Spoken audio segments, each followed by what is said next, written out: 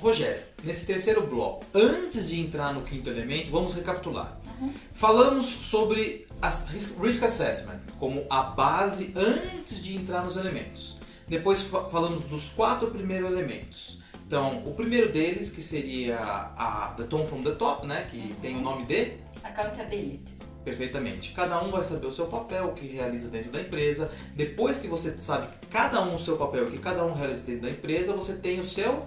O primeiro elemento é o accountability. Depois o segundo elemento, que é regulatory oversight, que são as leis que são aplicáveis aquele business específico. A cada área dentro da companhia. Cada um tem que saber quais são as leis aplicáveis às suas atividades. Perfeito. Terceiro elemento, policies and procedures. A principal política da companhia, que é o código de conduta.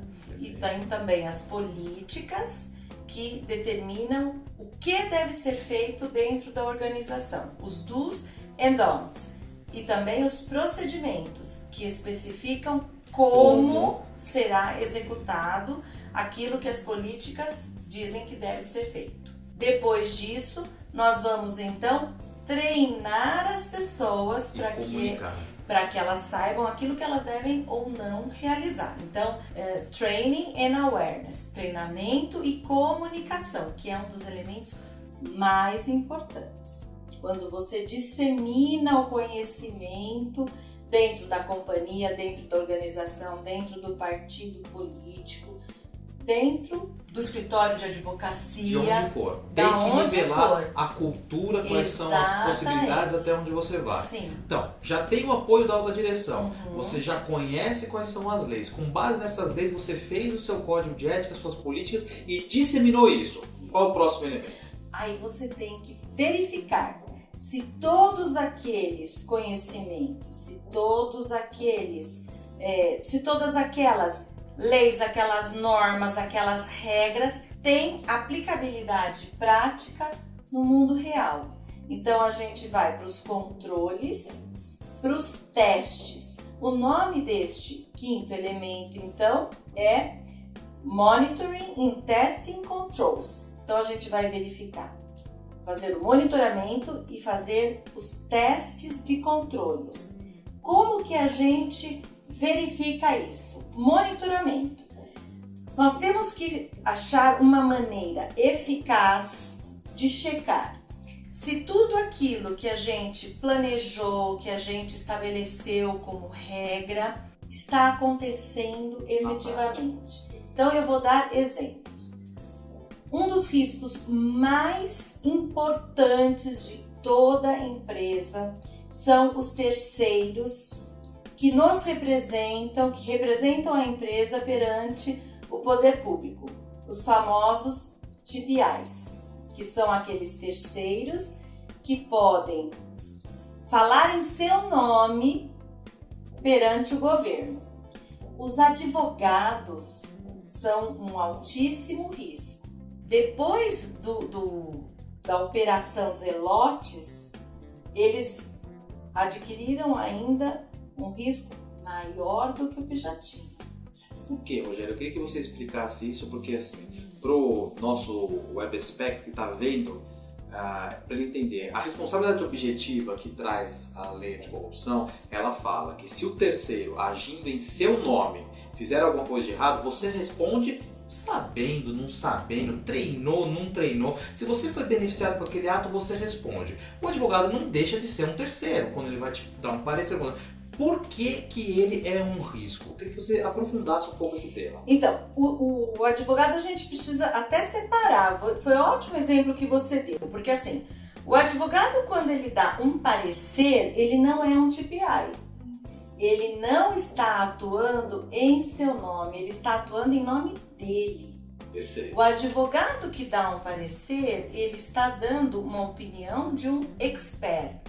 Ele está dando uma opinião de alguém que estudou profundamente uma matéria, mas ele fala em nome próprio. A mesma coisa é um perito judicial. Se você tem um problema técnico numa empresa, você precisa saber se uma determinada coisa na sua empresa configura ou não um risco de perigo, uma periculosidade. Você leva um engenheiro, o engenheiro vai, analisa aquela situação concreta e te diz, isso configura uma situação que caracteriza a periculosidade prevista na lei ou não.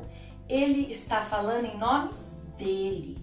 Ele diz, olha, eu, fulano de tal, com tudo que eu estudei, segundo a minha expertise, meus anos de mestrado, doutorado, tudo que eu já trabalhei nessa área, digo que sim caracteriza, ou digo que não caracteriza perigo, mas ele fala em nome dele.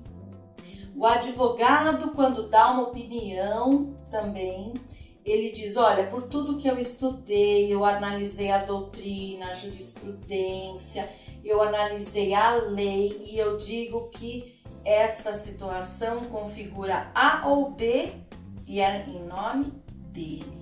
É uma situação. Agora, quando o advogado vai a juízo, ele não fala em nome dele, ele fala em seu nome. Você dá uma procuração ad judicia. Então ele vai a juízo, só que ele vai, não é ele que vai, é você. A empresa que vai, é a só que ela não empresa, tem capacidade postulatória perante o judiciário. Precisa de alguém que a tenha. Então ele vai, mas ele fala em seu nome. E aí quem está lá postulando é você. Se ele, neste momento, cometer algum ato ilícito, ilegal, quem comete é você, é a empresa. Por isso que é necessário, na contratação de qualquer profissional que vá falar em nome da empresa, em nome do cliente, em seu nome, que seja feita uma due diligence muito bem feita. Isso vale não apenas para os profissionais do direito, como os advogados, mas para a contratação dos despachantes, para a contratação de qualquer profissional que vá fazer essa intermediação. Que vai falar em seu nome. Em seu nome. Se você precisa de alguém que vá obter uma licença de funcionamento, que vá obter um alvará junto a qualquer órgão público, isso é muito importante. A responsabilidade objetiva, ela trouxe, aliás, várias discussões, né? Então, ela veio desde a época do mensalão, foi ali que surgiu tudo. Nós já tivemos essa discussão na comissão do IASP recentemente e eu acho que sempre é bom a gente voltar a ela, porque ela traz em si vários aspectos que sempre é bom recordar.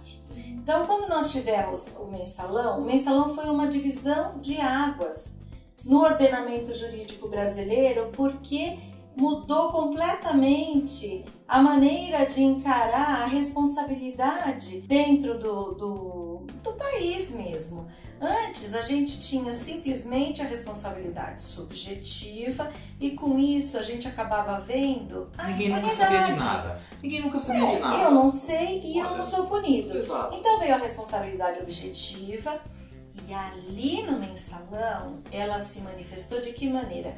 Você não sabia, mas você deveria saber. A teoria da cegueira deliberada e a teoria do domínio do fato. Domínio do fato, que é uma teoria alemã que nem na Alemanha pegou. E eu outro dia estava dando uma palestra num evento da ESG e eu estava na mesma mesa junto com a doutora Natália Perezi e eu estava comentando com ela e eu dei esse exemplo e ela falou, olha, inclusive no caso do mensalão, o meu cliente foi condenado e eu fui até a Alemanha falar com o autor da teoria do domínio do fato. Então, ela foi até a Alemanha falar com ele, trouxe toda a explicação, até ela falou muito detalhadamente sobre essa teoria, foi muito interessante, sabe? Um pouquinho, agora, assim, muito se discutiu na época que foi um subterfúgio, né? Você não tem a prova contundente de que a pessoa está lá. A nossa legislação até então não tinha essa questão da responsabilidade objetiva, que só veio com a Lei 12.846, mas mesmo assim pessoas que, como você disse, você fala que não sabia, mas você está num cargo onde você deveria saber. Então, ela até explicou muito bem do porquê que veio a teoria, explicou muito bem na Alemanha, das razões que vieram. Até eu pedi desculpa, porque eu falei, nossa, eu não sabia dessa situação concreta, eu jamais teria falado se soubesse do caso concreto. Mas o que eu queria explorar nessa situação aqui? Que hoje, o que a gente tem depois dessa situação que se apresentou no caso concreto do mensalão, nesse julgamento? A gente acabava vivenciando uma impunidade aqui. Total. Então, a gente tem uma lei aqui no Brasil, a nossa lei é uma lei evoluída, é uma lei que privilegia, obviamente, o princípio da inocência. Então, a pessoa é inocente até prova em contrário. E com isso, em alguns casos, acabou se gerando na consciência coletiva um sentimento de que você muitas vezes não consegue chegar à justiça. Acabou gerando essa situação. Que é o sentimento de impunidade geral. Cada um pode fazer o que quiser. Então você faz, e aí se você conseguir pagar um ótimo advogado, exatamente. Você consegue postergar de uma tal maneira aquela situação que ou você obtém uma prescrição. Pelo tempo, exatamente. Pelo tempo, né? A gente acabou de ver recentemente, né, um caso de um famoso político que depois de, sabe-se lá, 2 décadas, né, condenado e até hoje não ficou, acho que ficou, sei lá, 1, 2 dias preso e continua, né, exercendo sua carreira e dando entrevista. Como se nada tivesse acontecido. Né, acabou de falar de um outro político que está sendo acusado aí, que ele é 100 e não sei quantos % inocente, né? 110%. É a cara de pau, né? Então, veja, isso acabou gerando uma situação tal que o próprio julgador se viu no dever de dar uma resposta à sociedade. E a resposta veio, esse é o meu sentimento, né? A minha impressão veio por meio dessa resposta. A resposta veio dessa maneira. Então veio assim, olha, então nós vamos dar essa declaração. A declaração é essa, é a teoria do domínio do fato. Você não sabia, pode até ser que não soubesse, mas você deveria saber. E isso tem uma lógica, tem uma razão de ser, porque as pessoas que ocupam determinados cargos, elas estão em funções em que é da obrigação delas, é do exercício da atividade que elas assumiram, que ou elas tenham aquele conhecimento, ou criem mecanismos para obter aquele conhecimento e para que elas se preocupem em o tempo todo, todos os dias, estar sempre alimentando a necessidade de que todos atuem corretamente. Porque qual é o pior cenário? É o cenário de você ter alguém dizendo assim, me traz o resultado e não me importa como. Este é o pior cenário. Porque a gente já vive num mundo muito competitivo, em que as pessoas estão sempre em busca de resultado, nós estamos numa competição ferrenha. E aí, se eu acho que você, como meu líder, está mais preocupado no resultado que eu vá te trazer do que como eu obtive aquele resultado, eu vou dar um jeito de trazer o resultado. Eu vou fingir que não vi, não me importa. E pronto, e aí você vai receber um bônus milionário, você vai ficar uns 3, 4 anos na empresa e vai sair, vai para outro lugar, e a hora que aquelas coisas não estão corretas aparecerem, você não tá mais aqui, eu também não tô mais aqui, outro que vai pagar e pronto. E a gente já viu esse filme. E aí as coisas se perpetuam. Eu vou falar outra coisa pra você, Fábio. Muitas vezes, eu vou te dizer, se não na maioria das vezes, muitas das vezes, é mais fácil você fazer o errado e é mais barato você fazer o errado. É burocrático, às vezes, ter que passar por toda a carreira certa, no lugar correto de ser feito. É cheio de processo, é cheio de procedimento, é cheio de vieses, de coisas, e você se cansa, e você pensa, meu Deus, por que tudo isso? Porque Sim, porque tem que fazer o correto, você tem que ter explicação para dar o tempo todo, e é assim que tem que ser feito. E as pessoas têm que se lembrar que o certo tem que ser feito todos os dias, independentemente de se tem alguém olhando, se não tem alguém olhando, se vai ter fiscalização, se não vai ter. Muitas vezes eu já escutei a seguinte pergunta: quem é que vai saber? Hoje em dia tudo é rastreado, né? E hoje em dia, até se você quiser se encontrar com alguém atrás de uma caixa de cerveja, tem alguém ali com o celular que vai bater uma foto. Mas eu vou te falar como as pessoas ainda fazem as coisas de maneira esquisita. O que me impressiona, né? Porque algumas figuras públicas, no meio de toda a Lava Jato, continuam delinquindo. Você fala, meu Deus do céu, será que essa pessoa acha que o mundo não mudou? Será que ela acha que o Brasil vai continuar sendo o mesmo? Será que ele não percebeu? Acham. Acham. E vou te falar, é impressionante. E basta você conversar para chegar a essa conclusão.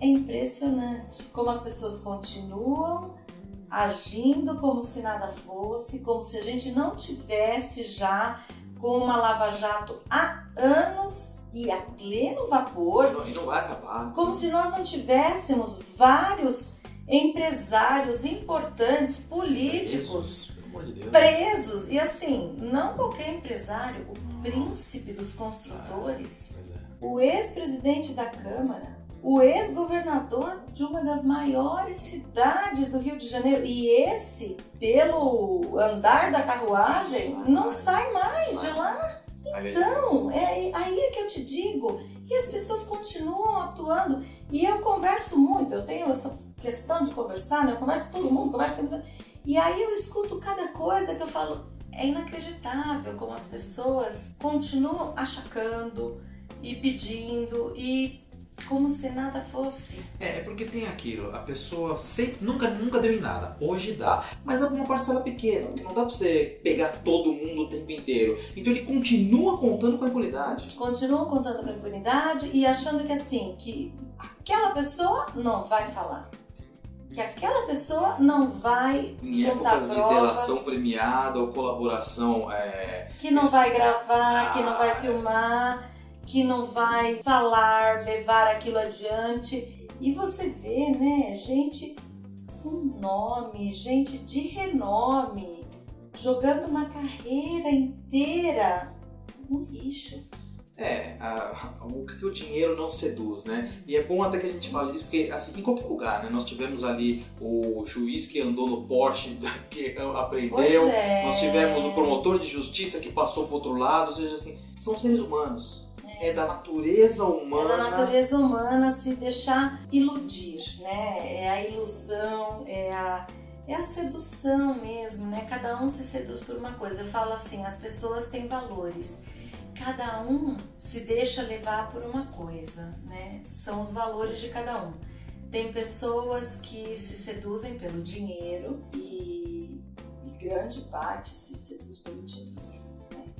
Outros pela vaidade, pela atenção, outros pelo poder. Daí depois que a coisa dá errado, né? Depois que deu ruim, que nem todo mundo fala, né? Ih, deu ruim. Aí eu imagino, né, que essas pessoas devem se olhar no espelho e pensar assim, o que eu fiz da minha vida, né? Eu tinha uma carreira, eu tinha um nome. Né? Não, e gente que assim... a pessoa mais milionária, que ganhava muito bem, que estava muito bem, que não precisava disso, né? Com certeza. Antes da gente sair desse tema ainda, eu só queria voltar um pouco. Não, e não acabamos ainda, né? Porque ainda temos muito o que falar de monitoramento e de testes de controle. Não falamos ainda. Não falamos de nada. Então, antes de fechar esse bloco, eu só queria voltar na questão que a gente fez a diferenciação. O advogado que fala em seu nome e o advogado que dá o parecer. Porque o advogado que dá o parecer, nos Estados Unidos, ele começa a ser responsabilizado pelo parecer equivocado. Ah, sim, mas aqui também. Mas no sentido assim, porque a gente falou, quando você fala em nome da empresa, concordo, você tem que tomar muito cuidado. Mas você tem que tomar cuidado com quem você contrata para falar no nome dele também. Sem dúvida. né? Sem dúvida. Porque se ele der um parecer que vai influenciar a decisão da empresa, esse advogado pode ser, lá nos Estados Unidos, começa a ser responsabilizado. Mas eu acredito que aqui também, porque ainda que ele tenha, claro, direito à sua livre expressão do pensamento, se for um erro e se ficar comprovado de que há um erro, ele responde pelo erro. E não só o advogado, a gente tem aí também uma ação envolvendo uma empresa que fez uma análise tributária e essa análise tributária acabou fazendo com que uma grande empresa tomasse uma série de decisões e essas decisões levaram depois a empresa a responder perante o fisco por sonegação. Exato. E essa empresa que fez o parecer também está respondendo por isso. Como poderia ser diferente, você se socorre do especialista, o especialista te indica uma situação que na verdade não é aquela. Porque você pagou por aquilo, você estava de boa fé, acreditando que estava fazendo uma coisa correta, e aí, então isso tudo vai ser discutido. Obviamente aqui a gente não está fazendo julgamento de valor, juízo de valor, isso vai ser discutido, mas assim, todo mundo responde por suas ações e suas omissões. Não poderia ser diferente, não existe ninguém acima da lei e ninguém está isento de ter as suas atitudes postas em xeque, não é? Perfeito. Isso, sem dúvida alguma, vai ser amanhã ou depois objeto de uma decisão. Perfeito. Então, vamos agora para o próximo bloco, continuar no quinto elemento. Sim. Maravilha. Sem dúvida. iComply. Aprimorando pessoas, fortalecendo empresas.